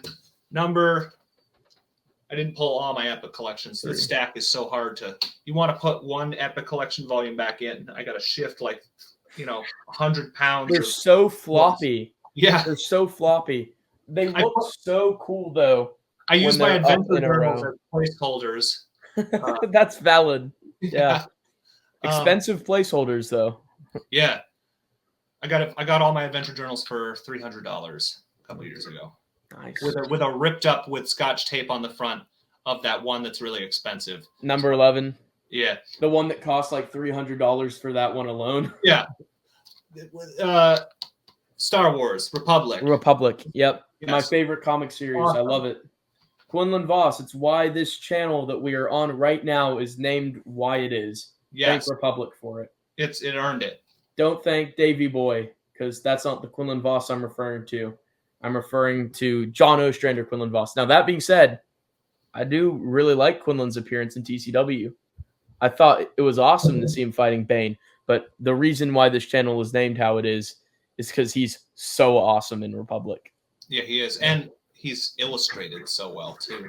Totally. He looks so cool. It made me want to – it was one of the reasons why I wanted to grow out my hair. I wanted to look all cool like Quinlan with his long locks. Dope. Yeah. This, right? Number 2. Good picks. Obviously. Yep. Come on. Give me a break. You're a big Zane fan? He's cool. Yeah, I like him. I like that lady, too. Jeriel? Yeah, and that dumb guy. Camper. Yes. And just the stories are awesome with just the story arcs are excellent. With the Jedis that the Covenant, yeah. very exciting. Page turner, and especially for sure, especially those first arcs are like nail biters. Like, oh no, he is up against it now. And then as the twists keep on coming, like as all of a sudden there's panels with like that are referencing Revan and and when Squints turns out to be someone different, Malik, like his all name's of that. Alec first. Alec, yep. Yeah. All of that was so good. Yeah. It can only be number one. Marcel's going to be one happy man. Yeah. And this was one of the first EU comics I read too, that and X-Wing. Now, when you think of Tales of the Jedi, do you think of KJA's prequel Tales of the Jedi, or do you think of the main saga of Tales of the Jedi by Veitch with a little bit of Anderson at the end? I read it in the Dark Horse Epic collections, actually, not these. Well, the ordering's the same. I read the 5,000 Years Ago first, which is really what stands out to me. Though I love all the Ulic Queldroma Raccoon stuff. But I really like the Nagasadao stuff. Fresh Nagasadao, yeah. That's stuff. It's good stuff too. Odin in there. Yeah, I love Odin Odin the best. Also, Uru as well, of course. Who? Uru, brains, elf ears, tentacles. Yes. That elf little ears? Dude. Yeah, he had little pointed ears on him. Weird looking little dude. Okay. Yeah. They cut off my arm. The panel. 90s. The audio dramas. Have you heard those? For those as well? No. And they're like they're like an audio specifically it's an actual audio production, right? Yes. Sound effects, voice acting. The voice acting is dated, but the sound effects are great. I would listen to it while doing homework, and it was so much fun. The voice actors go for it. Like cheesy, think William Shatner as Captain Kirk in the 60s. Like they go for it with their delivery. But it's awesome. I love it. There's some new stuff in there. Guys are mentioning bathtubs. So we've got like new lore, new dialogue, some new sequences in there.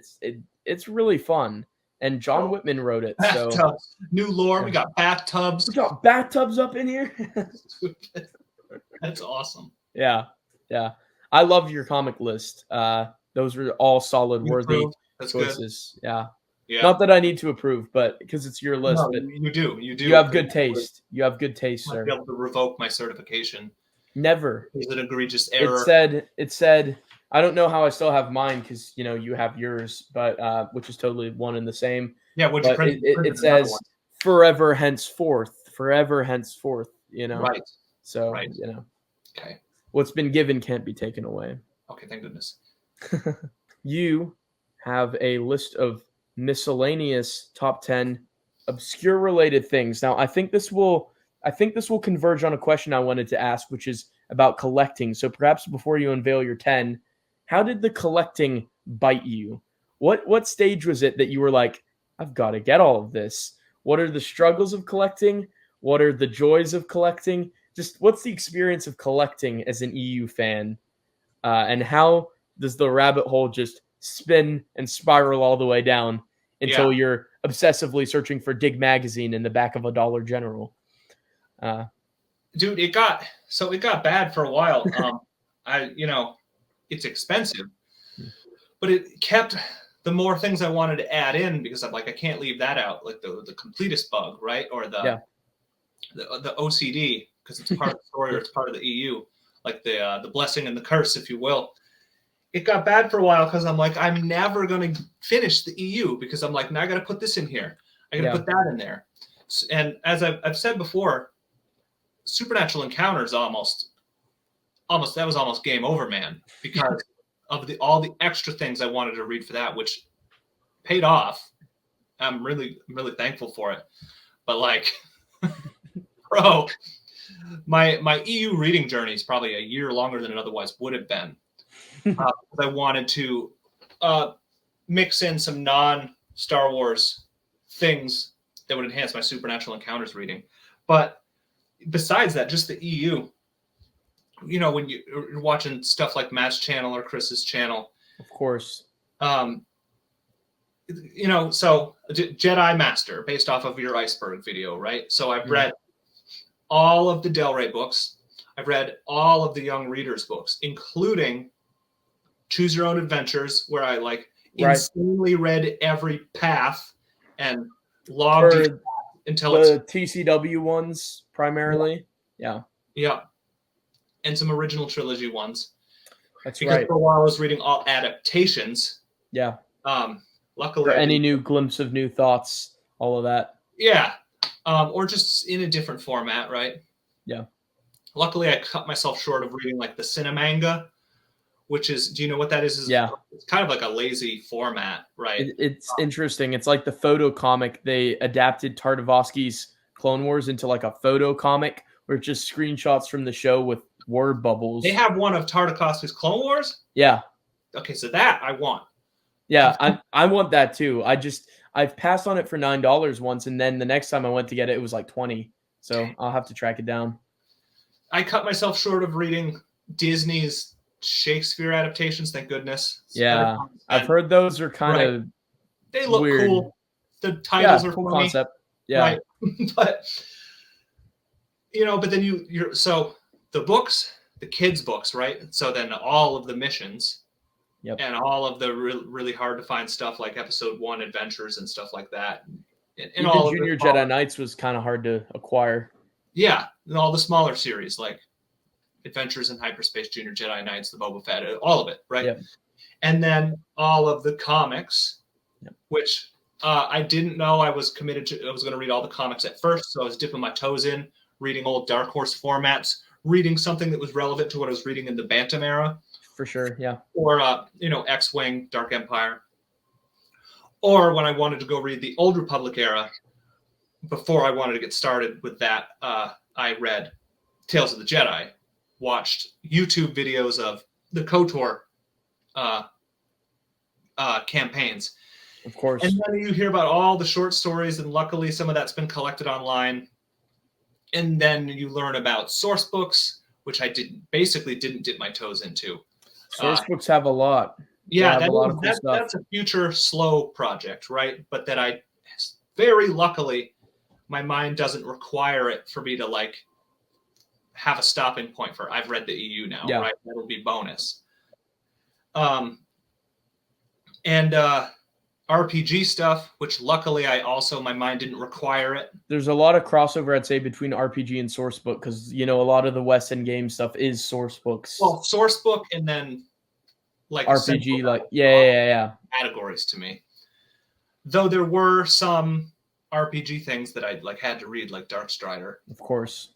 Long story short, then I started seeing stuff like kids' books and some of the more obscure stuff that the collector greedy mentality, endorphin rush of getting started to rear its head. My collection that intersected. Yeah. And long story short, I didn't know if it was ever going to end, and I'd be like Chris and have a warehouse full of stuff. Yeah, Chris just has an Amazon warehouse full of EU stuff up where he lives. He's since made peace with his collection. As he's been talking about in one of his live streams there, which is nice. The fandom has benefited from some of the stuff he's tracked down, that's for sure. I know I have. I digress. Yeah.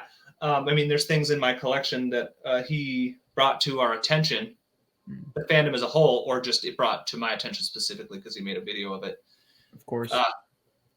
But luckily I got to a stopping point where I was good. But so some of this, not all of it, but some of this is the result of some of that. That I will show you. The more nitty gritty stuff.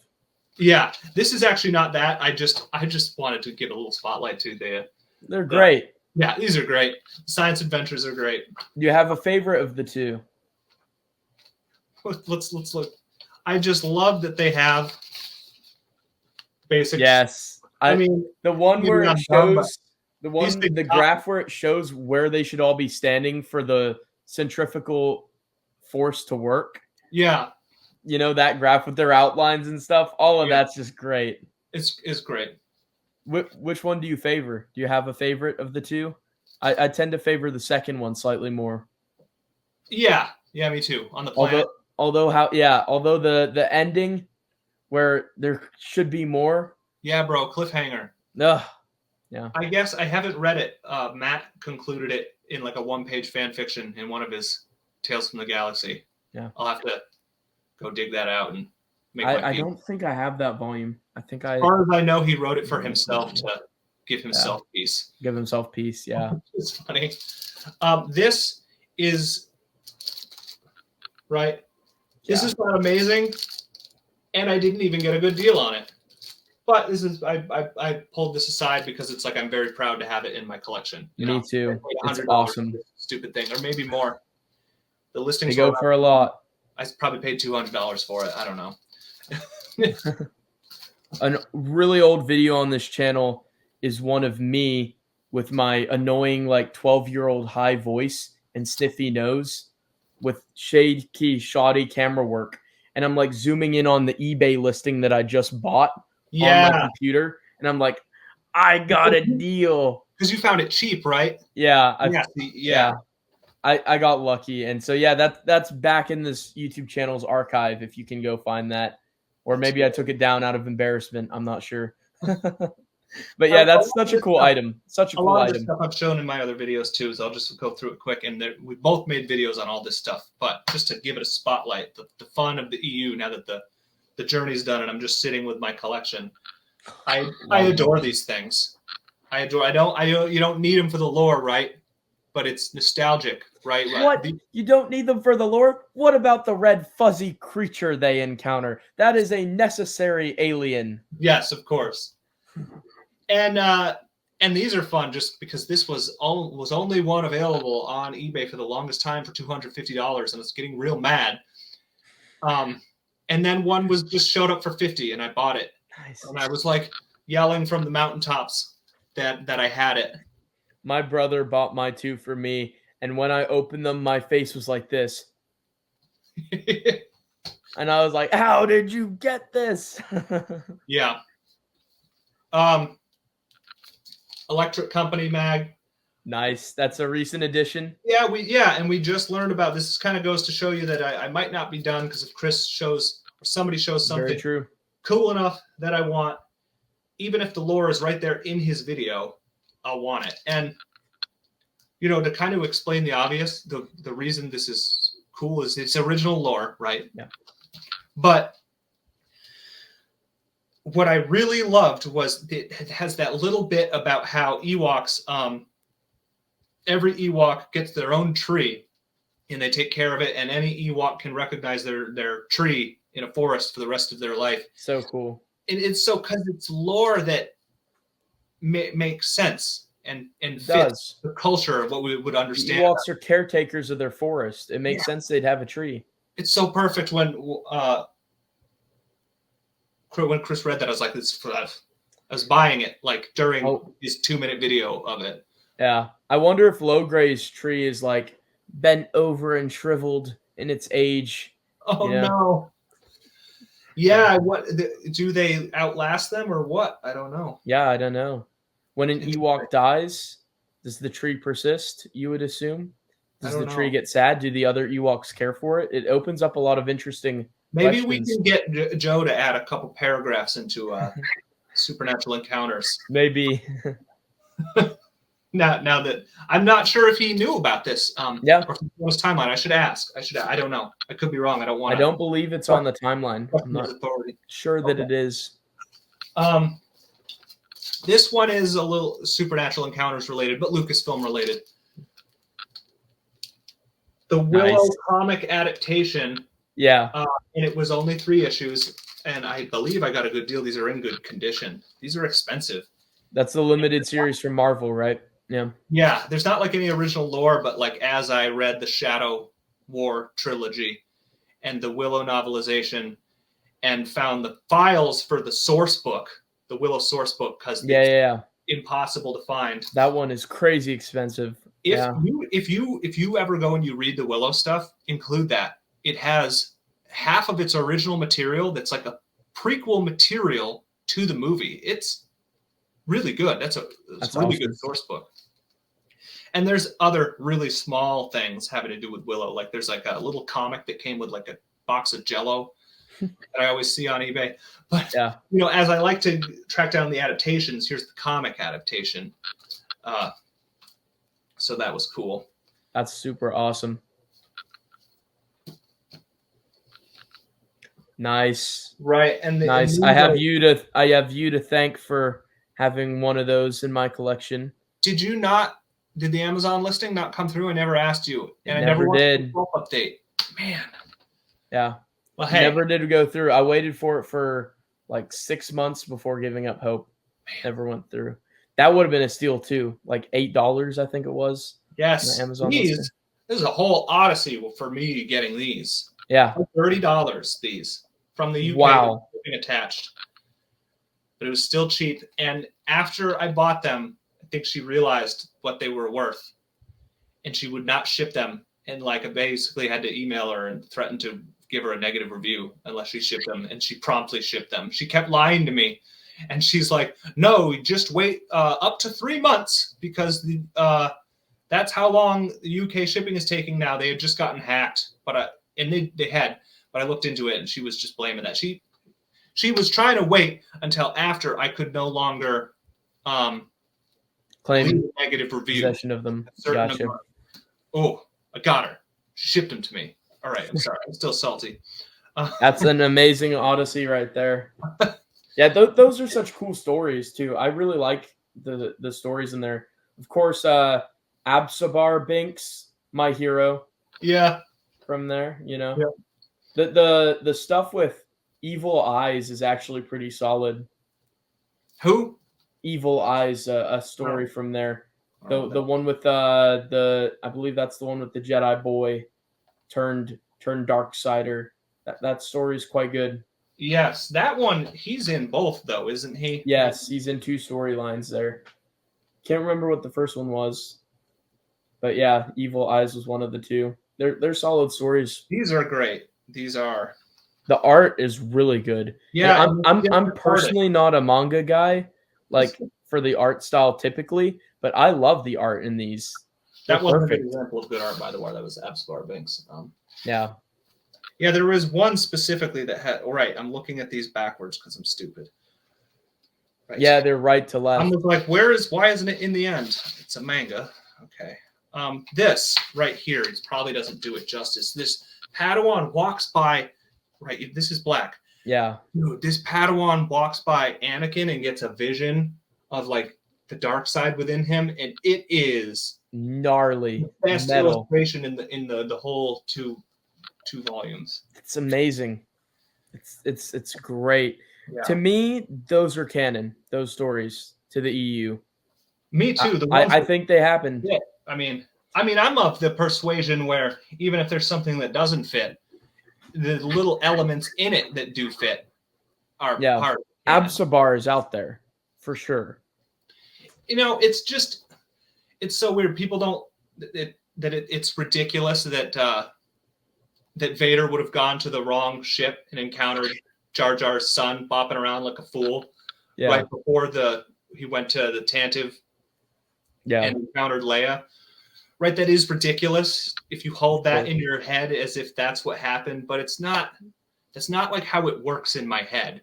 I'm not like, and then this happened, and then this happened. I know some people do, but I'm just like, I'm having a hard time describing it.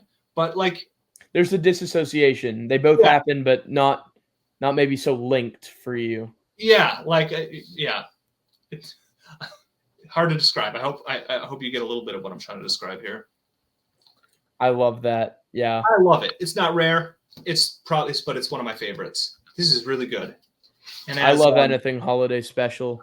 As people like to point out, George Lucas sent this to Michael P. Q. McDowell for Black Fleet. Yeah. Amazing. Black Fleet is dope. Also, this has the Wookiee power where they can communicate telepathically. I don't know if you recall that. Yeah. But I remember that. I read it not long ago, and I was like, yeah, Mal was like, I just got to think real hard and warn him. yeah, that was weird. This Love it. I love this book. this is here not because it's excellent, but just because like it's rare, but also because it's sometimes the story of the collecting is part of why I love the collection. And I found it for $5, Amazing. and popped up, and like I beat Vaughn to it, and he was like, "How did you find it?" I'm like, "I'm sorry, bro." I have a story to mine too. Is that okay to share real quick? Oh yeah, yours has. Mine does. Where's mine at? Let me see. My shelves. I'm not used to the way I know where it is. It's down here. Um, yeah, mine has the mask there. If I'll pull that out here. Yeah.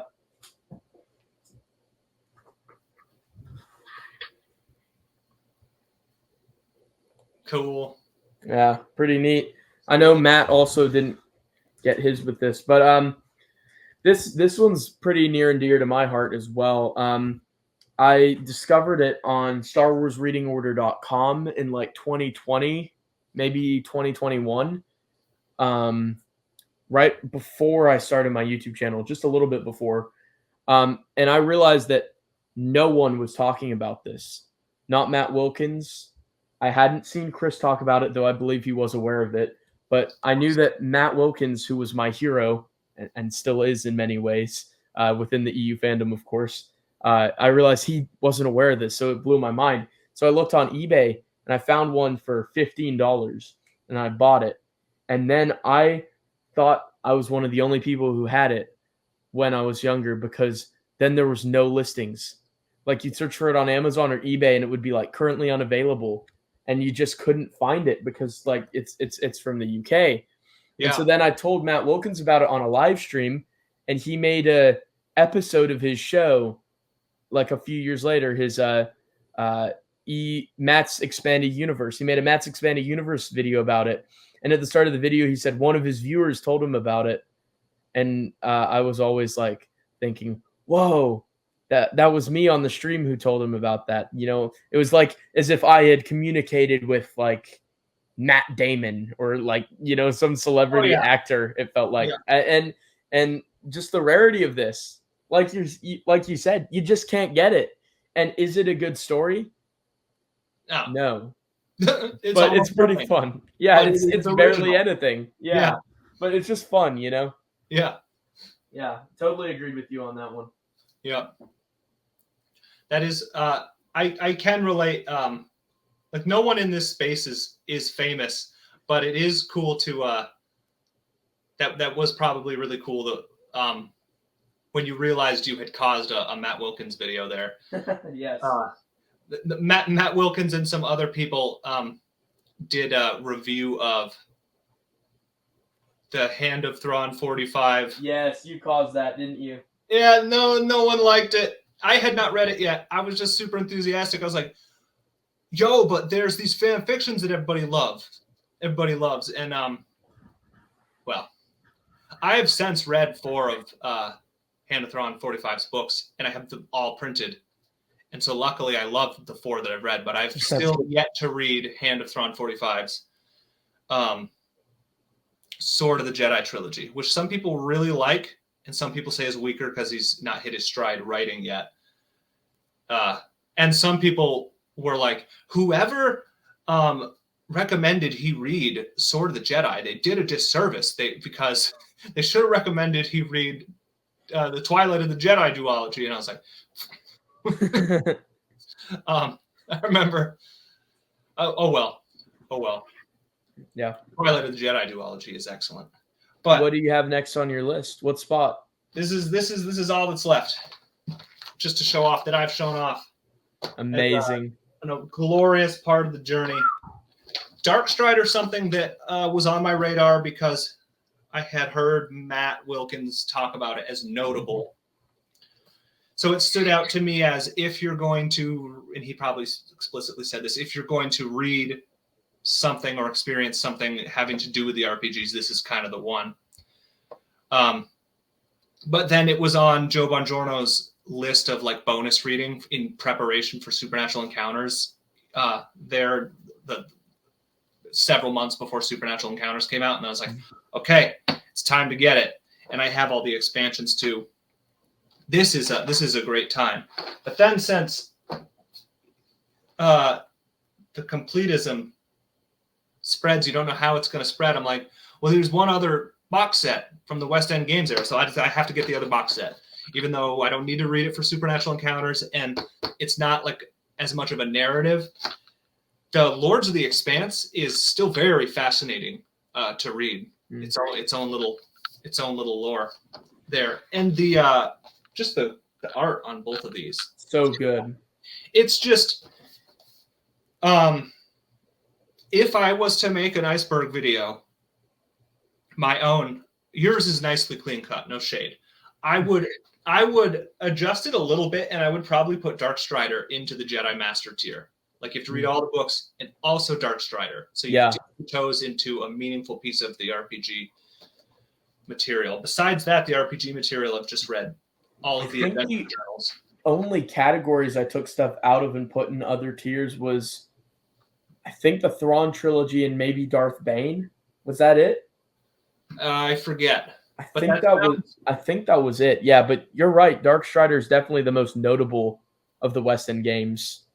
Definitely worthy of being up a tier because more people should be reading it earlier on.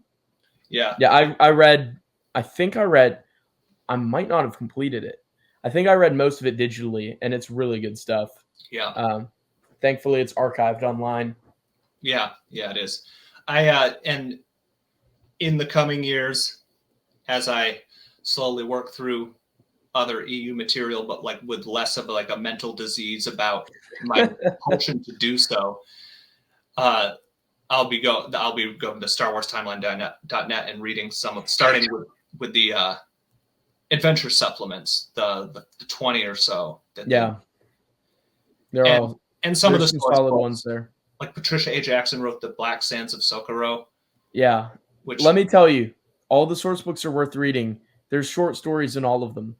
There's short narrative in all of them. A lot of them because of Stuart Bailey's Tales compilations. Right. Yeah. Some are in eras where he hasn't gotten to that part of the anthology, but yeah. Yeah, there's like, I hate to tell you this, but there's probably like a dozen per one for some of them. Just like short narratives. There's a lot of short stories. I thought I had read the majority of the short stories, tracked them down, and I suppose not. Yeah, I haven't completed all the West. Then you don't have short stories in the Jedi Master tier. It's not in there, is it? No, it's lower down. I read a lot of them. I think I divided short stories up by like Insider, Galaxy, Gamer, West End Games, like all kind of separate. Right. Yeah. Yeah. But yeah. Before we go, do you want to make the leather bound? Was there enough there to just make it its own video in case people want to catch that? I think so. You want to pose for the thumbnail? Oh, sure. You look all like your mind is blown while I'm holding it up? Better to be away from this so that I can crop us out so that the white of our name tags isn't on you. So if you could move the other direction to where the name tag, no, you're right on the name tag. So if you move the opposite direction, I'm not on mine. You're directly on it for me. Now you're directly off it. Yeah. That's why. So, okay. It must be mirrored for you. Yes. Okay. Yeah, I can take a screenshot here. All right. And so you'll be like this. Okay. Joe will like this. All right. You ready for this? I can only do it one-handed because I've got to screenshot it. Here, screen record it. Well, actually, I could just do it separately. So we'll just pause for a minute. Okay.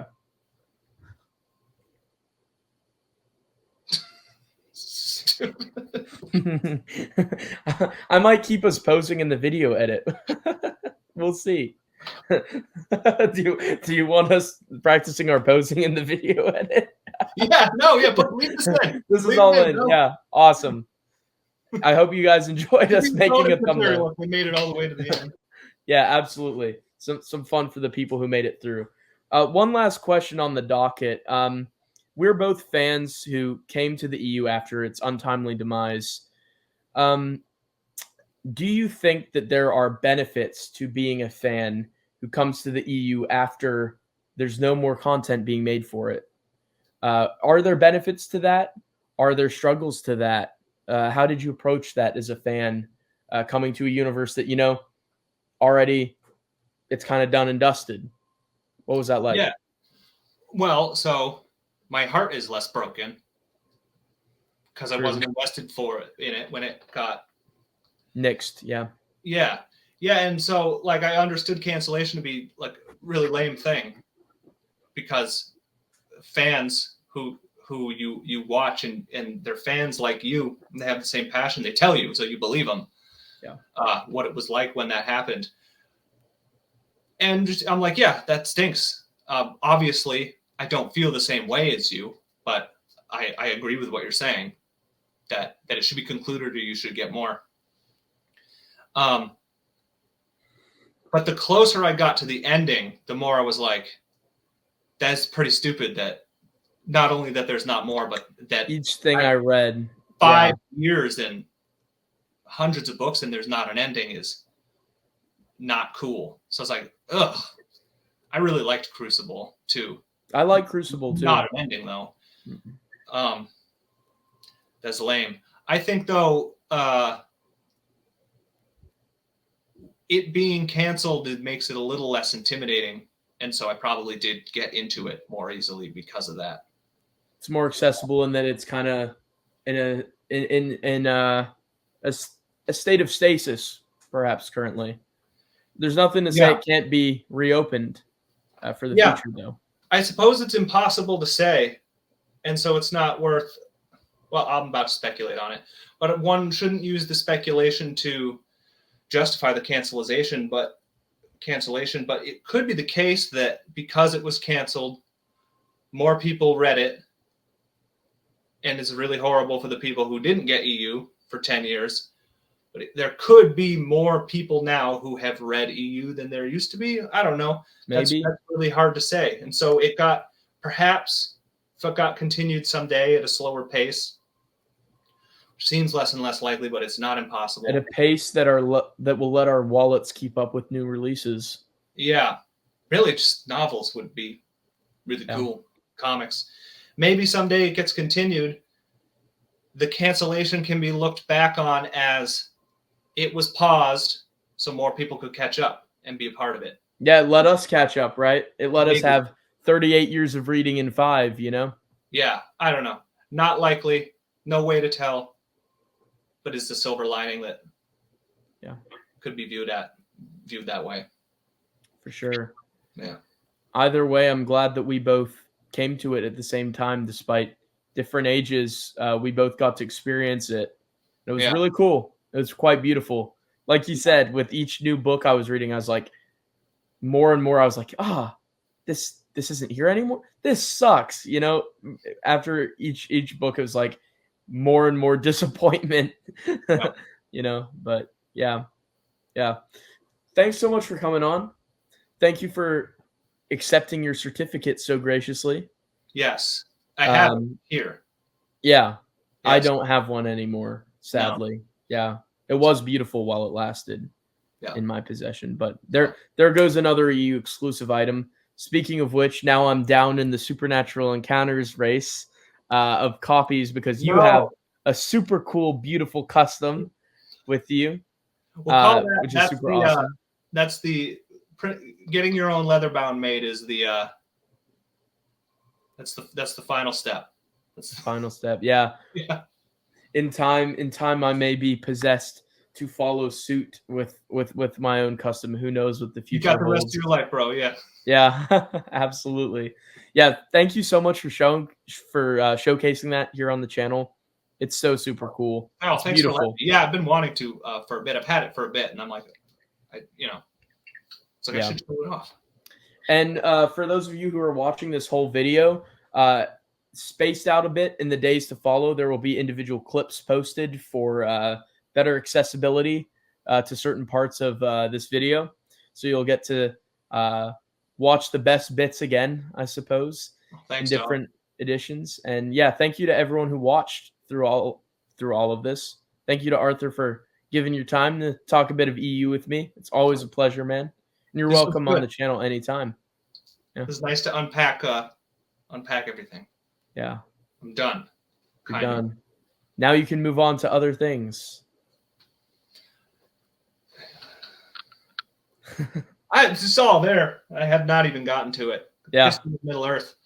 I'll get to it. It's going to be quite the journey Yeah. for you there, I'm sure. It'll be a slow journey, but that's I've next. only read Lord of the Rings and Hobbit. I've read bits and pieces of Silmarillion, portions of it. I need to up my game.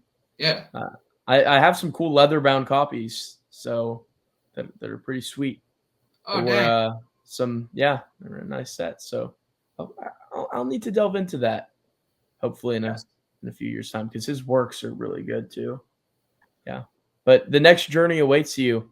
Congrats on finishing this one with the EU. Yeah, absolutely.